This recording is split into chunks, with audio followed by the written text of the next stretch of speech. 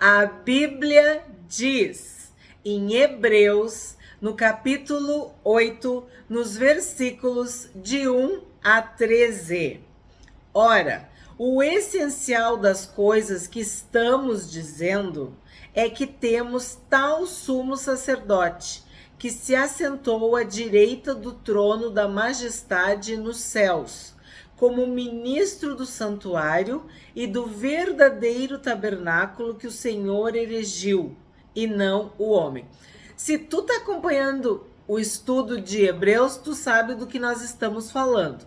Nós estamos falando da supremacia de Cristo, da superioridade de Jesus e da inferioridade da lei e da religião, do sacerdócio, dos rituais, dos cultos, de tudo que envolvia a antiga aliança, de que ela era limitada, inútil, fraca, né? A gente viu no capítulo de ontem. Então, os judeus, os hebreus, eles viviam esta realidade da religião, esta realidade do judaísmo. Então, eles se achavam salvos. Eles tinham a lei e os profetas, né? Eles tinham Abraão, Moisés, Isaac, Jacó. Então, a carta de Hebreus, ou o livro de Hebreus, esse texto tem este objetivo de apresentar a fraqueza da lei, a fraqueza desta aliança. E aqui está dizendo, ó, que temos tal sumo sacerdote que se assentou à direita do trono da majestade nos céus. Então, Jesus completou a obra. Está consumado. O que quer dizer? Ele fez tudo que tinha que ser feito. E aí ele volta para o céu. Está assentado à direita do trono da majestade. Qual sumo sacerdote tem essa honra? Tem essa prerrogativa de se assentar do lado de Deus? Todo sacerdote era da linhagem de Levi. Era humano. Ele morria. Ele não tinha como permanecer para sempre. O Senhor Jesus, sim. Então, é por isso que Hebreus é escrito, para apresentar essa diferença, essa superioridade de Jesus. Como que tu vai ter um sacerdote terreno que também é celestial? Só Jesus. Falamos já, 100% Deus, 100% humano. O único mediador entre nós e Deus. Ministro do santuário e do verdadeiro tabernáculo. Porque os outros sacerdotes oficiavam num tabernáculo, né, quando estavam no deserto. E depois no templo, no santuário. E nós estudamos tudo que foi feito para que o templo fosse à altura, né, do culto, do louvor, da adoração a Deus. Mas é terreno e foram destruídos, né? E nós somos a morada do Altíssimo. O Espírito Santo habita em nós. Nós somos o tabernáculo vivo. Nós somos o templo sagrado. Então, o Senhor erigiu esse santuário verdadeiro. Não foram as pessoas. Então, os judeus têm o templo, ou tinham, né? Porque a gente falou sobre a data, em 70 foi destruído. Tinham o templo, tinham o tabernáculo, tinham o lugar onde adoravam, vamos dizer assim. Mas foi construído por pessoas. com direção de Deus, enfim, tudo. Mas Jesus não. Foi o próprio Deus que construiu. Foi o próprio Deus que erigiu, que edificou. 3. Pois todo sumo sacerdote é constituído para oferecer dons e sacrifícios. Por isso era necessário que também esse sumo sacerdote tivesse o que oferecer. Então, a gente viu, havia um culto, havia um templo, havia um sacerdócio, havia rituais, né? Sacrifícios. Era um cerimonial complicadíssimo. Tudo para evidenciar a santidade de Deus, né? Tudo isso na antiga aliança. Mas o sumo sacerdote perfeito, o sumo sacerdote eterno, ele também tinha que oficiar, vamos dizer assim, que é o que ele está dizendo aqui. Tinha que oferecer, né? Precisava ter algo a oferecer, ficou melhor. Se ele estivesse na terra, nem mesmo sacerdote seria, visto existirem aqueles que oferecem os dons segundo a lei. Essa parte aqui, se ele estivesse na terra, nem mesmo sacerdote seria. A gente viu no outro capítulo, ele não era da tribo de Levi, ele era da tribo de Judá. E a tribo de Judá não tinha sacerdotes, né? 5. Estes ministram em figura e sombra das coisas celestiais. Lembra que no outro capítulo eu falei sombras? Eu acho isso muito explicativo, assim como esboço, rascunho. É assim que eu entendo a antiga aliança.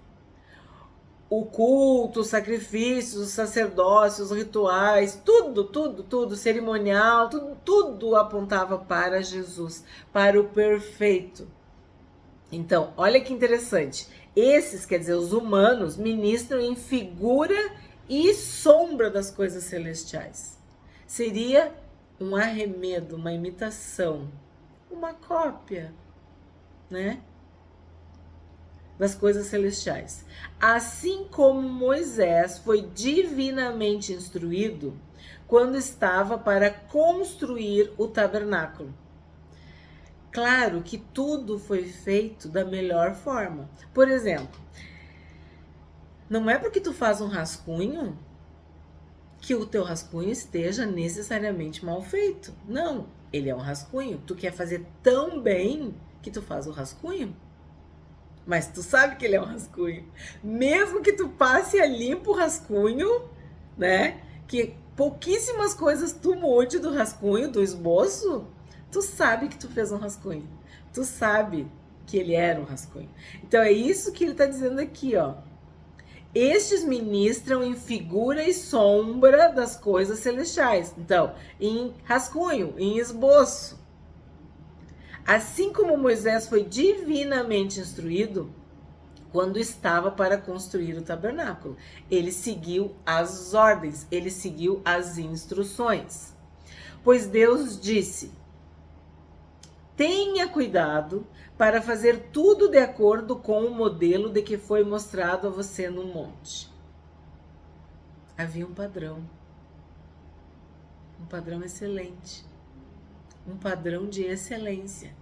Mas quem consegue atingir? Quem consegue? Só Jesus, o sumo sacerdote perfeito, o sumo sacerdote eterno, o sumo sacerdote para sempre. Mas agora, Jesus obteve um ministério tanto mais excelente, quanto é também mediador de superior aliança, instituída com base em superiores promessas. Porque se havia promessas na lei, todas elas são inferiores à promessa que nós temos em Cristo. Nós nos tornamos filhos. A todos quanto o receberam, quer dizer, receberam Jesus, aceitaram o sumo sacerdote Jesus, a todos quanto o receberam, deu-lhes o poder de serem feitos filhos de Deus, a saber, aos que creem, aos que acreditam no seu nome, aos que se entregaram para ele. Então, ele é mediador de superior aliança. Havia a aliança antiga e existe a nova aliança, que é superior, que é a aliança que Jesus inaugurou na cruz. Quando ele morreu e o seu sangue santo, imaculado, puro, sem pecado foi vertido, nós fomos salvos. O Cordeiro de Deus tirou o pecado do mundo. O Cordeiro de Deus foi oferecido. Jesus é o único mediador da nova aliança. Não é mediadora, é mediador. Tu não precisa de mediadores, é mediador. Jesus é o único mediador da nova aliança, da salvação, da redenção, do perdão total, completo, eterno, perpétuo, para sempre dos nossos pecados. Riscou o escrito de dívida, apagou tudo que era contra nós. Como ele se tornou mediador desta nova aliança? Porque ele era Deus e ele era homem. Ele pôde mediar. Ele foi a ponte que nos ligou. O novo e vivo caminho. Instituída com base em superiores promessas. O que a gente viu em Efésios? Todas as promessas. Nós somos abençoados com toda sorte de bênçãos espirituais. Selados, guardados, perdoados, amados, salvos, eleitos, escolhidos, filhos e filhas. Porque se aquela primeira aliança tivesse sido sem defeito, de maneira alguma estaria sendo buscado lugar para uma segunda aliança. Eu falei no outro capítulo, o time que tá ganhando, tu não muda. Tá dando tudo certo, tá funcionando, tu tá feliz, tu tá satisfeito. Mas a primeira aliança tinha defeito. Ela era falha, ela era fraca. Ela era enferma, ela não dava conta, ela não resolvia. Por isso tiveram que buscar lugar para uma segunda aliança. Vou repetir. Porque se aquela primeira aliança tivesse sido sem defeito, de maneira alguma estaria sendo buscado lugar para uma segunda aliança. E de fato,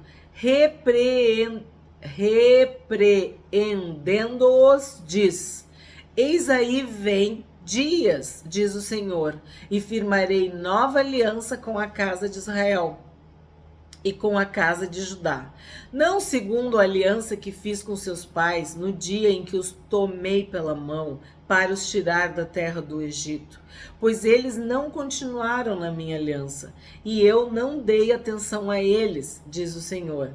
Porque esta é a aliança que farei com a casa de Israel. Depois daqueles dias, diz o Senhor, imprimirei as minhas leis na mente deles e as inscreverei sobre o seu coração. E eu serei o seu Deus e eles serão o meu povo. E não ensinará jamais cada um ao seu próximo, nem cada um ao seu irmão, dizendo: conheça o Senhor, porque todos me conhecerão, desde o menor até o maior deles. Pois Para com as suas iniquidades usarei de misericórdia, e dos seus pecados jamais me lembrarei. O que nós podemos ver nesse texto? Está claro que há uma nova aliança. Firmarei nova aliança. Não é a aliança que foi feita com os teus pais. Agora é a minha aliança. Presta atenção, ó. A aliança que farei.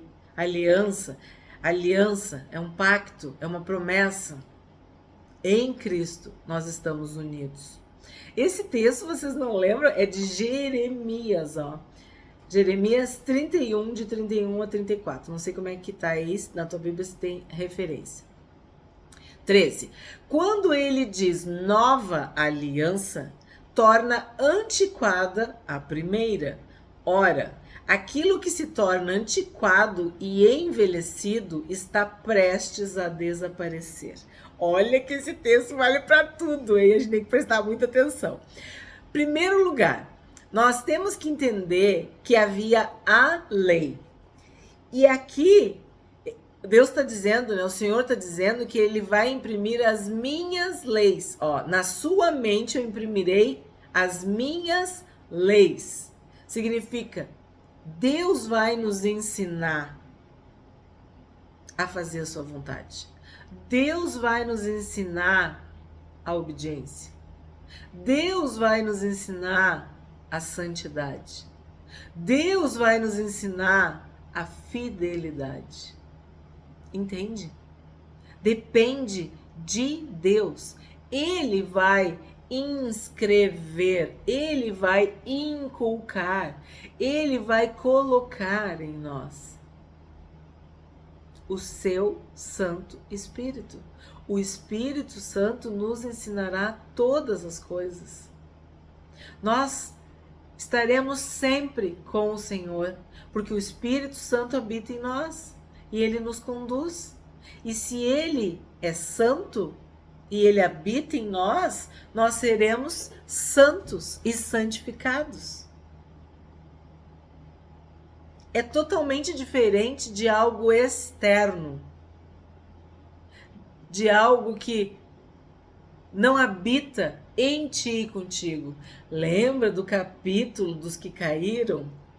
Convido vocês, eu não vou dizer que é o ponto alto de Hebreus, porque o capítulo da fé também é muito importante. Mas quando fala que eles foram iluminados, eu tô sendo iluminada agora aqui. Tem várias luzes, lâmpadas. Eu tô iluminada. Mas eu tô iluminando? A gente viu naquele capítulo. É diferente tu ser iluminado de tu ser a luz do mundo. É diferente tu provar, tu degustar, tu experimentar um pedacinho, de tu te alimentar e viver. Então nós vivemos uma nova aliança. O Espírito Santo habita em nós. O Espírito Santo é luz. Então ele não apenas nos ilumina, sendo que isso é muito, mas ele nos faz luzeiros desse mundo. Tu não tem a lei, vamos dizer assim, decorada na ponta da língua. Não. Ela está escrita, impressa nas tábuas do teu coração. Não é externo, é interno. Tu não tem a circuncisão da carne, tu não precisa ferir, cortar a tua carne, porque é no teu espírito que tu é separado, selado, eleito por Deus. Tu recebe o selo da promessa. Tu recebe o penhor da salvação, a esperança. É totalmente diferente. É totalmente diferente. O Espírito Santo que ressuscitou Jesus dentre os mortos habita em nós. Essa é a aliança que Jesus fez conosco. De uma vida eterna, de uma vida plena, de uma vida abundante, de uma vida abençoada, de uma vida feliz, abundante. Vamos voltar para o 13. Quando ele diz nova aliança, torna antiquada a primeira. Então, quando ele torna antiquada a primeira, não sei o que está escrito aí na tua Bíblia, mas ele torna envelhecida a primeira. Ele torna caduca a primeira. Ele torna ultrapassada a primeira. Ele torna superada a primeira. Ora, aquilo que se torna antiquado e envelhecido está prestes a desaparecer. Está prestes a desaparecer. Isso também aponta para o futuro. Quando estudamos Romanos, nós cremos na salvação, na revelação, que eles vão abrir seus olhos. A carta de Hebreus era isso também, uma forma de abrir os olhos dos irmãos hebreus, dos irmãos judeus. Paulo teve os seus olhos abertos quando viu a luz, quando viu Jesus, e ficou 3 dias cego. Ficou 3 dias cego. Então a nova aliança, ela substitui a antiga aliança. Ela supera a primeira aliança. Mas o que está dizendo? Presta bem atenção. Ela está prestes a desaparecer. Significa que ela ainda não desapareceu. Porque sabemos desta cegueira, sabemos dessa separação, sabemos desta religião, dessa religiosidade, desses rituais, desse cerimonial complicado. Nós, cristãos, temos um sumo sacerdote superior, santo e eterno, perfeito. Mas eles ainda estão com os olhos vendados. E aí tu pensa, na tua vida, na minha vida, nas nossas vidas, existem coisas que estão desaparecendo. Existem coisas que estão caducando, que estão envelhecidas. Eu não tô falando da idade, gente. Eu tô falando realmente de coisas que não cabem mais para nós. Que não convém mais para nós. Se nós somos cristãos e temos um sumo sacerdote superior, estamos numa nova aliança, as coisas velhas já passaram. Eis que tudo se fez novo. Tu estás numa nova aliança. Tu estás sendo chamado para um novo pacto. Para uma nova comunhão. Para um novo culto, louvor, adoração, intimidade com Deus. O véu que separava já não separa mais. A luz outrora apagada agora brilha e cada dia brilha mais. Se somos perdoados, se não devemos mais nada, por que tu ainda está arrastando corrente? Por que tu ainda está com a cabeça baixa? Por que tu ainda está lamentando, olhando para trás, preso em complexos, em traumas, em dores, em ressentimentos, rancores, perdão e falta de perdão? Não preso no perdão, né? Está prendendo o perdão. Tu está numa nova aliança. Tu tem uma nova vida. Tu não precisa mais passar fome, ser carente. Não, o pão da vida, o pão dos céus, o maná de Deus. Tu pode te alimentar todo dia, ter vida todo dia. A água da vida. Nós estamos vivendo uma nova aliança em Cristo.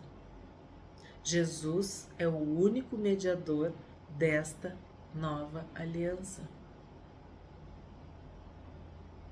Tu tem que abrir teu coração e receber Jesus.